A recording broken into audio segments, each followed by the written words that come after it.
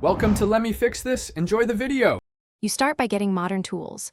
Install Windows Terminal and PowerShell 7 so you have color and profiles. Once done, install a nerd font and set it in Terminal to render glyphs and icons correctly. This matters because fonts control prompts and themes. Next, switch the terminal profile to PowerShell 7 and enable UTF-8. Make sure to save the profile settings. These steps give you the immediate canvas for colors, icons, and improved prompts instead of the old monochrome shell. You now customize what you actually see. Install Oh My Posh to get rich prompts and segmented status lines. Once installed, choose a theme that shows Git status, path, and prompt symbols. Test it with Set Posh Prompt Theme name.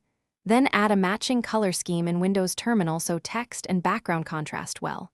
Make sure to enable icons from the nerd font and adjust segment spacing to reduce clutter. These changes improve readability, provide context, and speed up your workflow visually. You finish by hooking everything into your PowerShell profile so changes persist. Add the Oh My Posh init command and any environment tweaks like exporting term or enabling TrueColor. Once done, integrate PS readline for syntax coloring and smarter editing. Configure its colors to match your theme. Make sure startup is fast by avoiding heavy scripts.